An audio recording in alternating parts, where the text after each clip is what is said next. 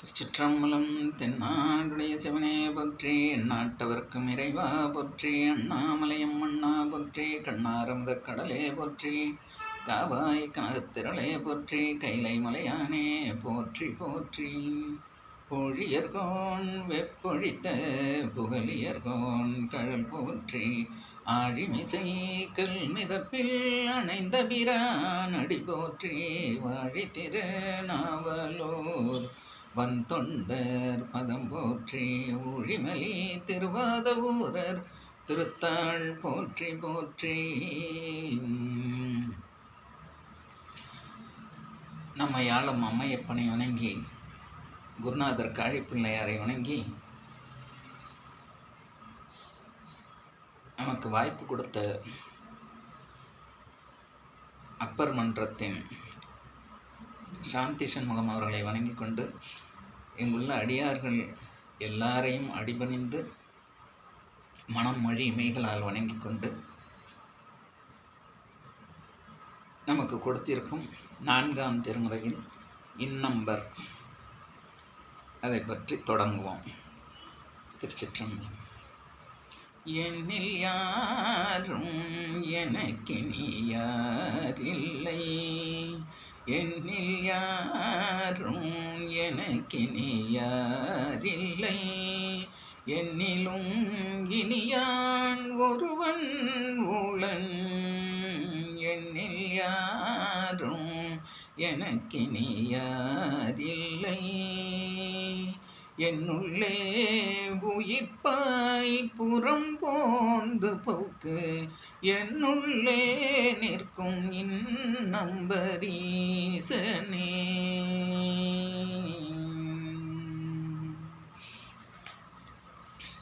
திருச்சிற்றம்பலம்.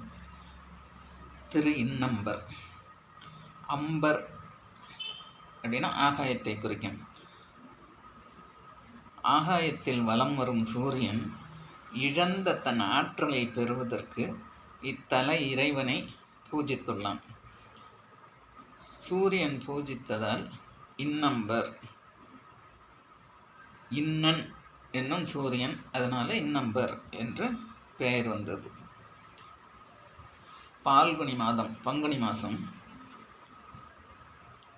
14, 15, 16 ஆகிய தேதியில் சூரியன் காலையில் சிவலிங்க திருமேனியில் மீது படுகின்றது. பெரிய ருத்ராக்க பந்தல் லிங்க திருமேனி பார்க்கவே பரவசமாயிருக்கின்றது. இப்பகுதியை ஆண்டு வந்த மன்னரிடம் பணியாக செய்து வந்தார். கணக்கராக சுதன்மன் என்ற ஆதிசைவர் கட்டுமான பணிகளை மேற்பார்வை செய்து வந்தார். ஒரு முறை அரசன் வரவு செலவை பார்க்கறதுக்காக கேட்குறான். இவர் கொண்டு போய் கொடுக்குறாரு. ஆனாக்கா அரசனுக்கு சந்தேகம் வந்துடுது. அதனால் சுதன்மன் என்ன பண்ணுறான், இறைவன்கிட்ட போய், இறைவா, என் மேலே வந்த பழியை நீ போக்கி கொடுக்கணும் அப்படின்னு. அப்போ இறைவனே சுதன்மன் உருவில் போய் அந்த கணக்கை சரி பார்த்து அரசனிடம் கொடுக்குறார். அதனால் இத்தல இறைவனுக்கு எழுத்தறிநாதர் என்ற பெயர் வந்தது. பள்ளி நாட்களில் சித்திரகுப்தர் கணக்கு எழுதுவான் அப்படிங்கிற நம்பிக்கை உண்டு. சித்திரா பௌர்ணமியில் இன்றைக்கும் புக்கு, பேனா, பென்சில் அதெல்லாம் படைச்சிட்டு தானமாக கொடுக்குற வழக்கம் உண்டு. தேவாரத்தில் தொழுது மலர் தூவி துதித்து நின்று அழுது காமுற்று அரற்றுகின்றாரையும் பொழுதுபோக்கி புறக்கணிப்பாரையும் எழுதும் கீழ்கணக்கு இன்னம்பரீசனே அப்படின்னு இன்னம்பரை பற்றி அப்பர் பாடியிருப்பார். திருநாவுக்கரசர் இறைவனை கண்டு அவன் மயமாகவே ஆனவர். அவருக்காக கைலையே திருவையாற்றிற்கு கொண்டு வந்தவர்.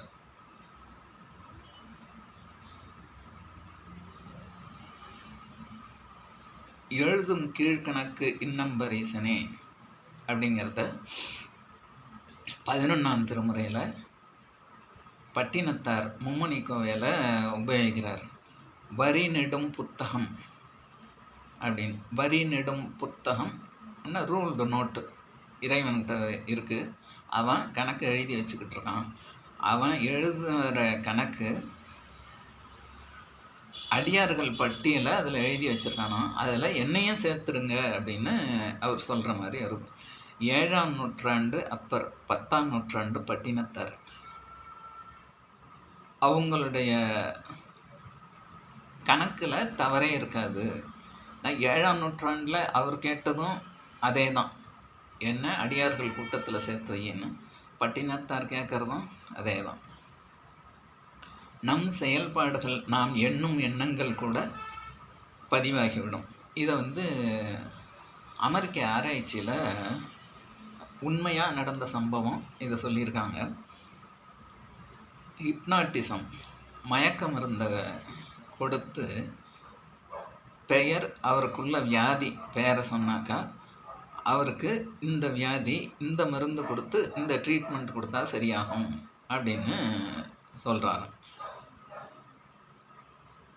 ஆனால் எழுந்ததும் கேட்டாக்கா ஞாபகம் அவருக்கு இருக்கிறதில்ல அப்படின்னு. இது எப்படி அப்படின்னு கேட்குறாங்க. அதுக்கு என் கண் முன்னால் புத்தகம் வருது, அதில் பேர் ஊர் சொன்ன உடனேயே முன்னால் செய்தது, இப்பொழுது என்ன செஞ்சுக்கிட்டு இருக்கோம் அப்படிங்கிறது, இனிமே வரப்போகிறது எல்லாம் அப்படியே கண் முன்னால் வருது அப்படின்னு சொல்கிறாரு.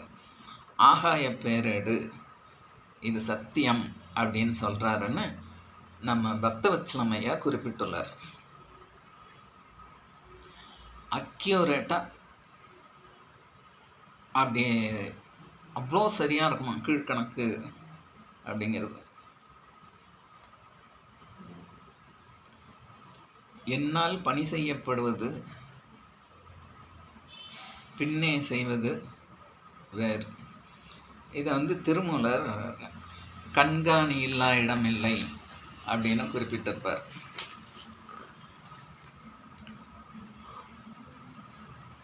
அப்புறம் இன்னொரு கதை, வரகுண பாண்டியன் விரும்பிய பெண்ணை இடைமருது ஈசனுக்கு கொடுத்தான். பெரிய அன்பின்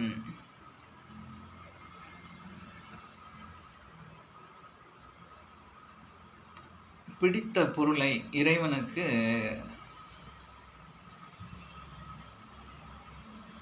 கொடுக்குறாரு. கை மாத்திரம் வெளியில் தெரியுதான், வளையல் கை. இது என்ன அதிசயமாக இருக்கு அப்படின்னு கேட்குறாங்க. அரசனிடம் போக, அரசன் நான் தொட்டு இழுத்து வந்த கை, அதனால் வேண்டான்னு இறைவன் விட்டுட்டாரு அப்படின்னு சொல்கிறான். அதுக்கு இறைவன், அப்படி இல்லைப்பா, உன் பெருமையை உலகிற்கு எடுத்து கூறி உன் பெருமையை வெளிப்படுத்துறதுக்காக தான் நான் அந்த மாதிரி விட்டேன் அப்படின்னு சொல்லிட்டு கையை ஒன்று எடுத்துக்கிறாராம். இவர் பெயர் வரிநெடும் புத்தகத்தில் இருக்கும். ஒப்புடன் முகமலர்ந்து உண்மை பேசி உப்பிலா கூழிட்டாலும் அமிர்தமாகும். அதே முகம் கெடுத்துக்கிட்டு நோக்க குழையும் விருந்து உபச்சார மொழிகளை சொல்லி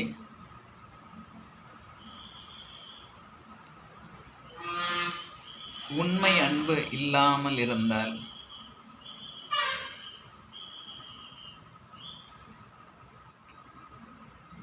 இறைவன் கணக்கில் எழுத மாட்டார்.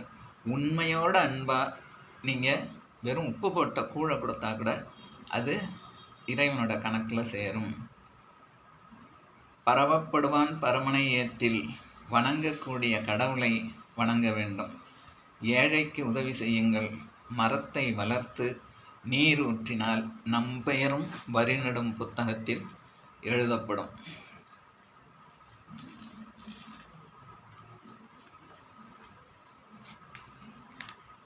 திருச்சிற்றம்பலம்.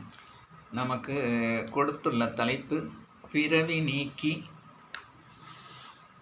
பணி கொள்வர் போலும் அப்படிங்கிறது தலைப்பு. அதை பின்னால் பார்ப்போம். திருநாவுக்கரசர் பதிகத்தில் 4ஆம் திருமுறை 72வது பதிகம், திரு நம்பர். இதை பெரிய புராணத்தில் எப்படி சொல்லியிருக்காங்கங்கிறத சொல்லிவிட்டு இன்னம்பர் பதியத்தை பார்ப்போம். பழையாறை வடதளி சென்று அங்கே சமணர்களால் மறைக்கப்பட்டிருந்த பெருமானின் சந்நிதியை அனைவரும் காணும் வண்ணம் மாற்றுவதற்கு உண்ணாவிரதம் மேற்கொண்டார் அவர். இந்த தகவல் பெருமானால் பல்லவ மன்னனுக்கு அவனது கனவில் தோன்றி தெரிவிக்கப்பட்ட மன்னனின் காவலர்கள் சேனையுடன் பழையாறை வந்து அங்கிருந்த சமணர்களை ஆற்றினார்கள். திருக்கோயில் திறக்கப்பட்டதும் இறைவனை தரிசனம் செய்த அப்பர்பிரான் அருகில் இருந்த பல தலங்களும் சென்றார் என்று சேக்கிழார் பெரிய புராணத்தில் கூறுவார். அப்போது அவர் சென்ற தலங்கள் இன்னம்பர், புறம்பயம், விஜயமங்கை, ஆலம்பொழில், காட்டுப்பள்ளி, அன்பில் ஆலந்துறை ஆகிய தலங்கள் என்று ஆய்வாளர்கள் கருதுகின்றனர். தலையின் மயிரை பறித்து உண்ணும் சாதி சமணர் மறைத்தாலும் என்று தொடங்கி சேக்கிழார் பெரிய புராணத்தில் சொல்கிறார். கும்பகோணத்திலிருந்து திருப்புறம்பயம் செல்லும் வழியில் 8 கிலோமீட்டர் தூரத்தில் உள்ளது இந்த இன்னம்பர் தலம். அப்பர்பிரான் 4 பதிகங்களும் ஞானசம்பந்த பிள்ளை ஒரு பதிகமும் பாடியுள்ளார். அப்பர்பிரான் அருளிய நேரிசை பதிகம் 4/72. இதில் வரும் போலும் எனும் சொல் அசை சொல்லாக வருகிறது.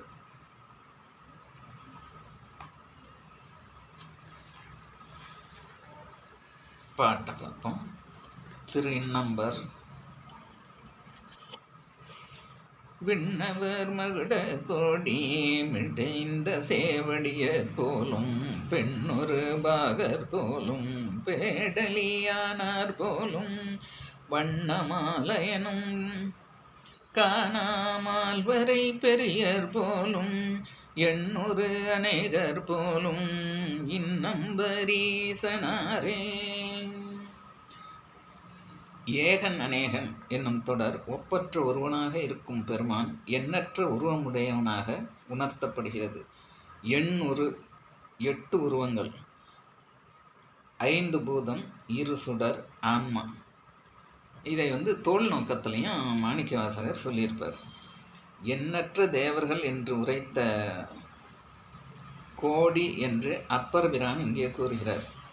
தேவர்களின் மணிமகுடங்கள் பொருந்திய சேவடி பெருமானின் சேவடி என்று சொல்கிறார். வேறு சில திருமுறை பாடல்கள் இந்த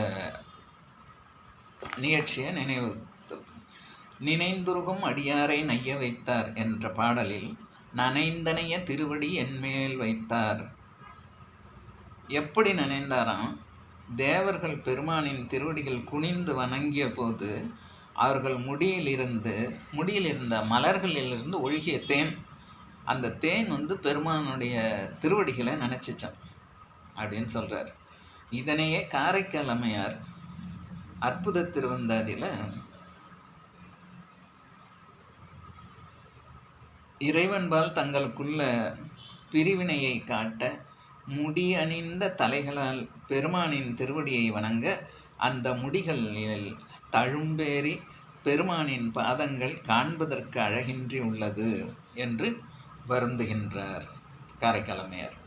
இதனைய திருவிசைப்பாவில் சொல்லும்போது 9ஆம் திருமுறையில் கண்டராதித்தர் நெடியானோடு நான்முகனும் வானவரும் நெருங்கி என்ற பாடலில் ஓடும் செம்பண்ணும் ஒக்கனே நோக்கும் திறத்தினராக உயர்ந்த கற்களையும் புறக்கணிக்க பற்றற்றவர்களாக இருந்தனர் அப்படின்னு சொல்கிறார். இதை நாவுக்கரசர் கடைசி பாடலில் சொல்லியிருப்பார் புகழோர் பதியத்தில்.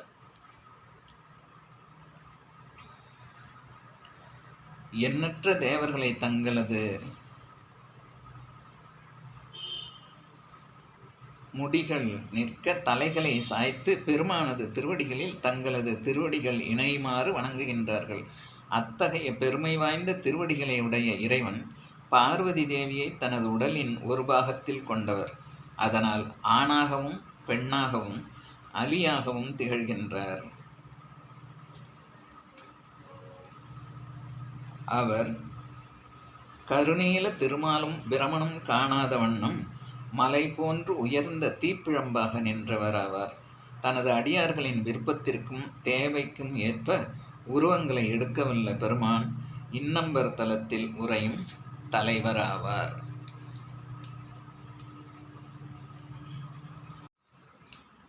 பன்னிய மறையர் போலும் பாம்பரை உடையர் போலும் துண்ணிய சடையர் போலும் தூமதி மத்தர் போலும் மன்னிய மழுவர் போலும் மாதிடம் மகிழ்வர் போலும் என்னையும் உடையர் போலும் இன்னம்பரீசனாரே.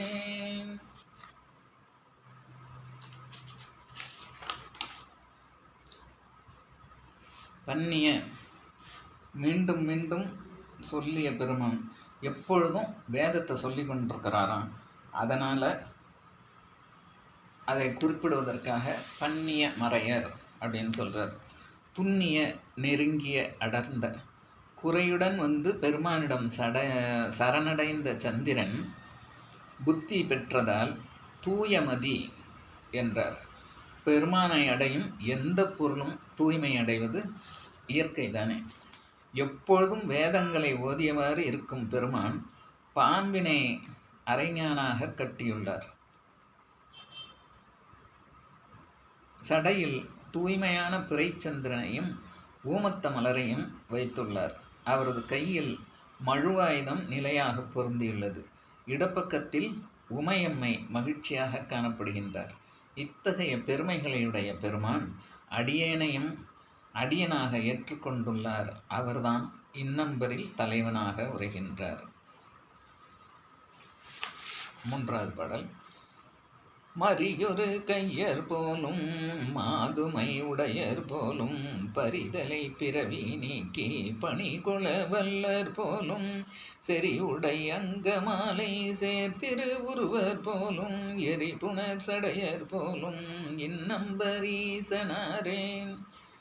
பிறவி நீக்கி பணிகொள வல்லர் போலும் நமக்கு கொடுத்துருக்கிற தலைப்பு இதுதான். 3வது பாடலில் வருது. நம்மளுடைய பிணி என்ன பிணி? பிறவி பிணி. அதை நீக்கி நம்மை ஆட்கொள்வர் அப்படிங்கிறத இந்த பாடலில் சொல்கிறார். தன்னை அடியனாக ஏற்றுக்கொண்டது எந்த சூழ்நிலையில் அப்படிங்கிறத இந்த பாடலில் சொல்லிட்டு வர்றார்.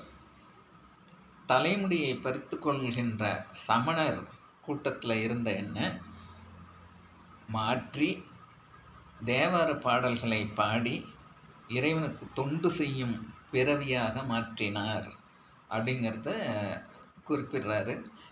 அவர் நிலைமையை மாற்றினது மாத்திரமல்ல, நாம் நம்பி செஞ்சாக்கா நம்மளுடைய பிணியையும் பிறவியையும் மாற்றி அமைப்பார் பெருமான். அங்கமாலை அப்படிங்கிறது தலைமாலை. இந்த அப்பர் புராணம் 12ஆம் திருமுறையில் 73வது பாடலில் பணி செய்ய வல்லாரையும் ஈசனார் பணி கொள்ள வல்லார் அப்படின்னு எடுத்து சொல்கிறார். எரிபுணல் அப்படிங்கிறது கங்கை.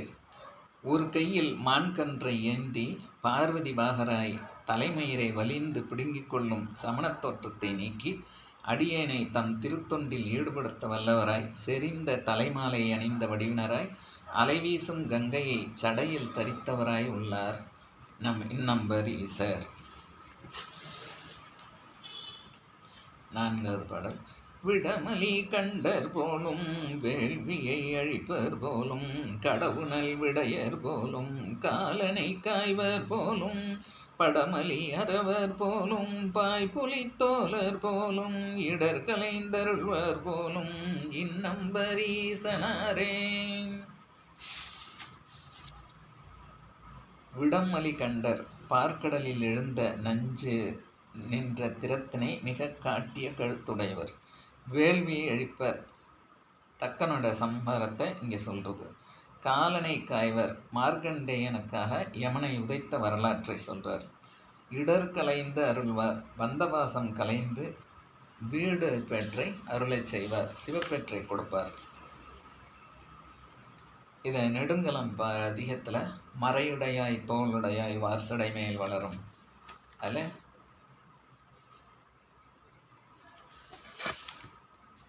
அதில் இன்னும் இடர்களையும்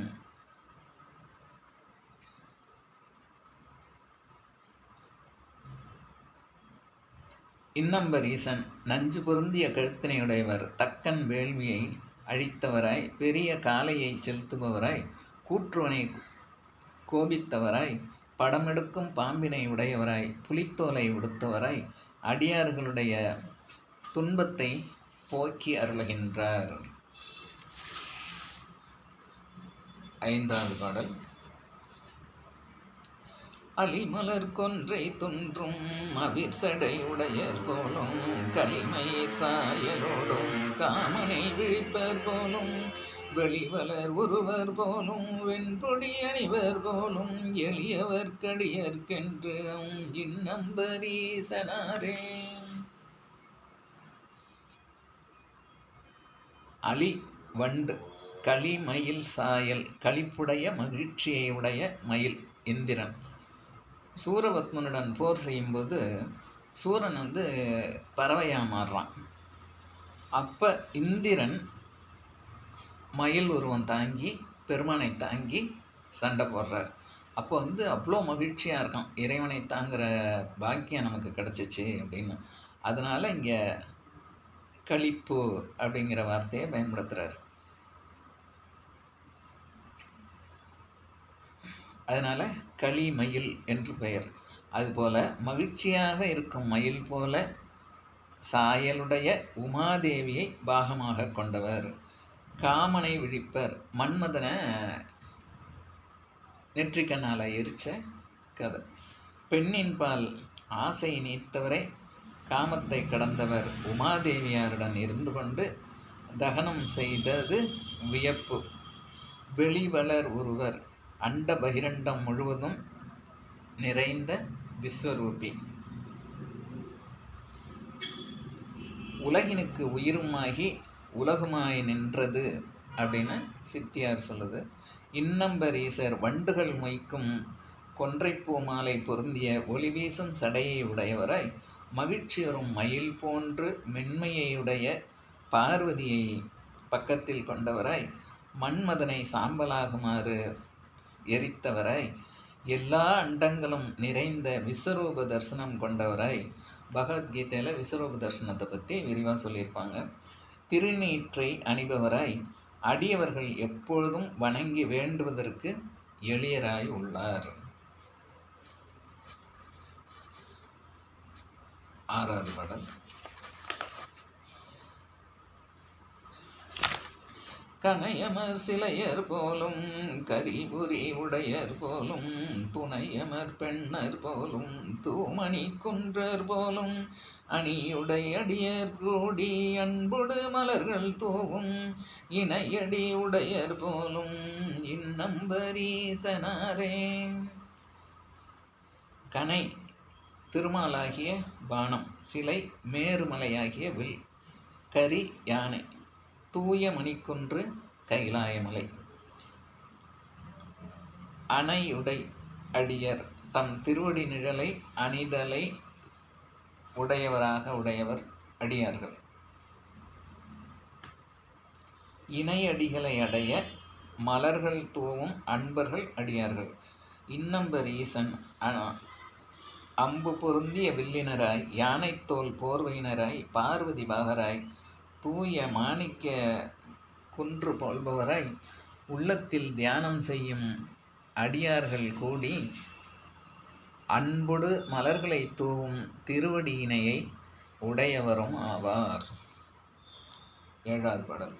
பொறுப்பமர் புயத்தர் போலும், புனலணி சடையர் போலும், மறுப்பிலாமை தாங்கு மார்பின் வெண்ணூலர் போலும், உருத்திர மூர்த்தி போலும், உணர்விரால் புறங்கள் மூன்றும் எரித்திடு சிலையர் போலும் இன்னம்பரீசனாரே.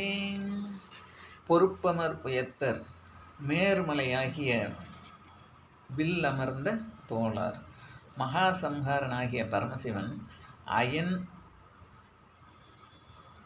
மாலடும் குணதத்துவத்தில் வைகி பிரகிருதி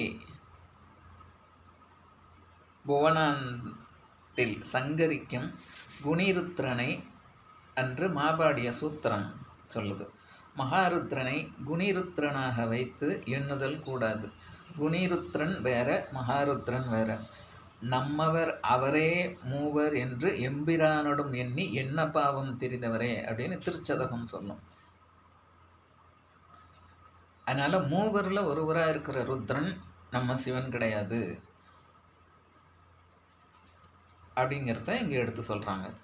இன்னம்பரீசன் மலையை ஒத்த தோள்களை உடையவராய், கங்கையை அணிந்த சடையினை உடையவராய், பன்றியின் கொம்பு இளைய ஆமையோடு இவற்றை அணிந்தவராய்.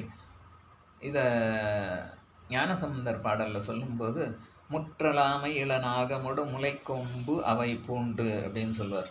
மார்பில் வெண்ணூலை பூண்டவராய் உருத்திரமூர்த்தியை நல் உணர்வில்லாத அசுரர்களின் மும்மதில்களையும் தீக்கு இரையாக்கிய மேருமலையாகிய வில்லை உடையவரும் ஆவார். 8வது பாடல்.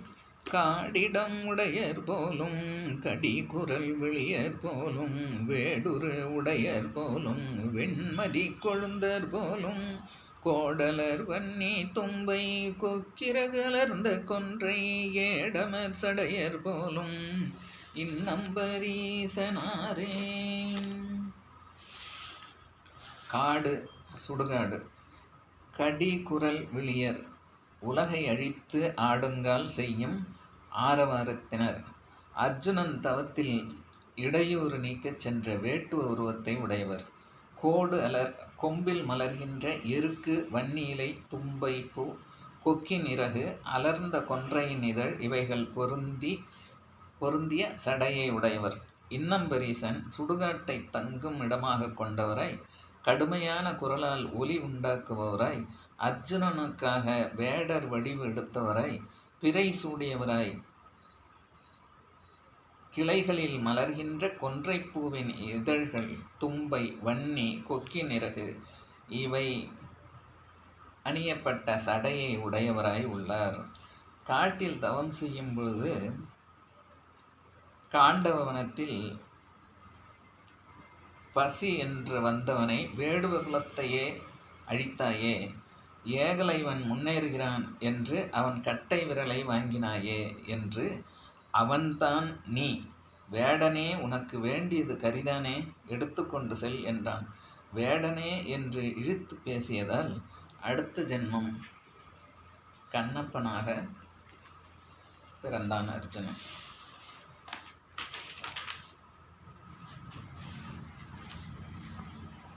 9வது பாடல். காரிடு விடத்தை உண்ட கண்டரின் தோழர் போலும் நீருடைய உருவர் போலும் நினைப்பினை அறியர் போலும் பாருடை தலைகை ஏந்தி பலி திருந்துண்பர் போலும் ஏருடை கொடியர் போலும் இன்னம்பரீசனாரே. காரிடு விடம் தைக்கின்ற நஞ்சு. 4ஆம் திருமுறையில் 68வது பதியத்தில் 4வது பாடல்.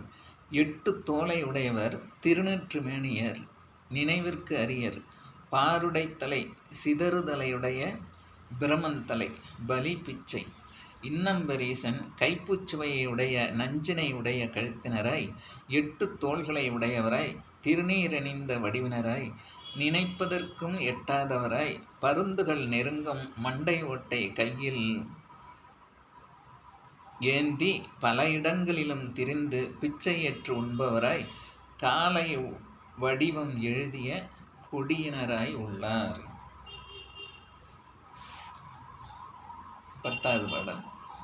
ஆர்த்தெழும் இலங்கை கோனை அறுவரை அடப்பர் போலும் பார்த்தனோடமர் பொருது படை கொடுத்த அருள்வர் போலும் தீர்த்தமான் கங்கை தன்னை திருச்சடை வைப்பர் போலும் ஏத்த வேழுலகம் வைத்தார் இன்னம்பரீசனாரே.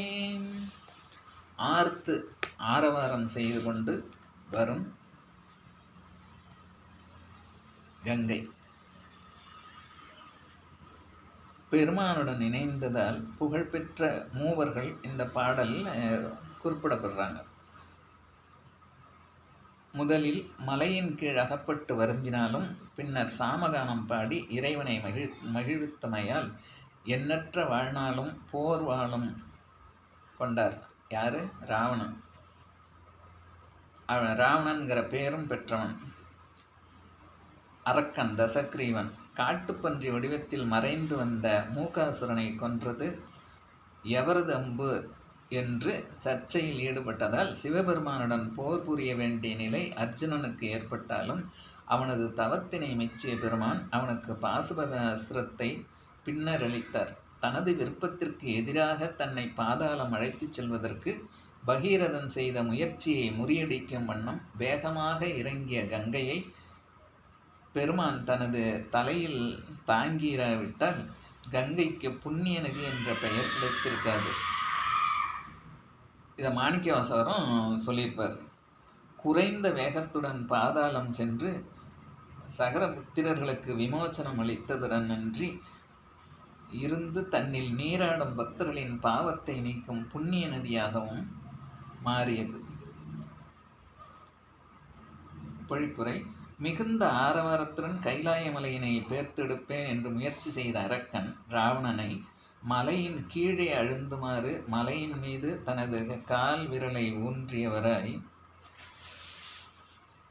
சிவபெருமான் அர்ஜுனனுடன் போரிட்டு அவனுக்கு பாசுபதாஸ்திரத்தை கொடுத்து அருளியவர் சிவபெருமான். மிகவும் வேகமாக இறங்கி பூமியையே புரட்டி கடலுக்கு அடித்துச் செல்லும் நோக்கத்துடன் பாய்ந்த கங்கை நதியினை தனது சடையினில் தேக்கி அதன் போக்கினை மாற்றியமைத்தவர் சிவபெருமான். இந்த 3 அருட்செயல்களும் போன்று பலருக்கும் பலவாறு அருள் புரிந்த இறைவனை 7 உலகங்களும் புகழ்கின்றன. இத்தகைய பெருமையுடைய பெருமான் தான் இன்னம்பர் தலத்தில் தலைவனாக உரைகின்றார்.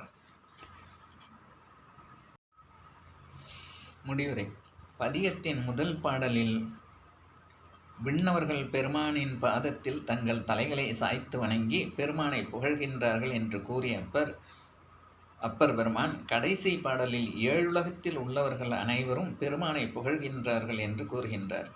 அவரை புகழாதவர்கள் இல்லை என்று கூறுவது ஞானசம்பந்தர் பதிகத்தில் திருவோத்தூர் தலத்தில் பாடிய 1ஆம் திருமுறையில் 54வது பதிகம் முதல் பாடல்.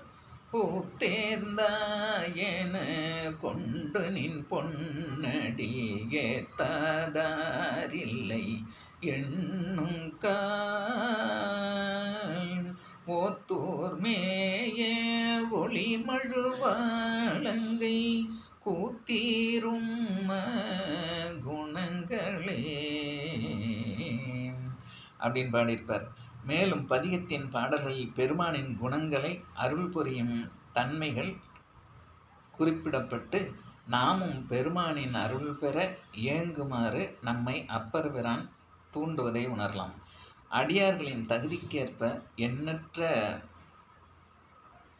கோலங்கள் கொண்டமை முதல் பாடலிலும், தன்னை ஆட்கொண்ட தன்மையினை 2வது பாடலிலும், தன்னை சமண சமயத்திலிருந்து மீட்டு அன்று முதல் பதிகம் பாடியதை 3வது பாடலிலும், அடியார்களின் பிறவிப்பிணியையும் அதனால் வரும் இடர்களையும் களையும் தன்மையை 4வது பாடலிலும், அடியாருக்கு எளியராகும் தன்மையை 5வது பாடலிலும், பெருமானின் கருணையால் நலமடையும் அடியார்கள் அவரது திருப்பாதங்களில் மலர் தூவி வழிபடுவதை 6வது பாடலிலும், நாம் எவ்வாறு வழிபட வேண்டும் என்பதை நமக்கு கற்றுக் கொடுக்கின்றார். தேவர்களுக்கு அருள் புரிய திரிபுரத்தை எரித்து அர்ஜுனனுக்கு அருள் புரிந்தது, ஆலகாலம் உண்டது ஆகியவற்றை 7ஆம் 8ஆம் பாடல்களிலும் குறிப்பிட்டுள்ளார் அப்பர். உயிர்களின் நலம் வேண்டி பெருமான் உலகெங்கும் திரிந்து பலி தேர்வதை குறிப்பிடுகின்றார். நாம் அப்பர் காட்டிய வழியில் நின்று பதிகங்கள் பாடி மகிழ்வித்து மலர் தூவி வணங்கி நம் மலங்களை பிச்சையாக சமர்ப்பித்து வாழ்வினில் உய்வினை அடைவோம். திருச்சிற்றம்பலம். தென்னாடுடைய சிவனே போற்றி, நாட்டவர்க்கும் இறைவா போற்றி, அண்ணாமலையம் அண்ணா போற்றி, கண்ணார முதற்கடலே போற்றி, காவாய் கனகத்திரளே போற்றி, கைலை மலையானே போற்றி போற்றி. வான்மையில் வழாது பெய்க மலி வளம் சுரக்க, மன்னன் கோன்முறை அரசு செய்க, குறைவிலாதுயிர்கள் வாழ்க. நான்மறை அறங்கள் வாங்க நற்றவம் வேள்வி மல்க. மேன்மைகள் சைவ நீதி விளங்குக உலகமெல்லாம். மேன்மைகள் சைவ நீதி விளங்குக உலகமெல்லாம். திருச்சிற்றம்பலம். தென்னாடுடைய சிவனே போற்றி, நாட்டவர்க்கும் இறைவா போற்றி.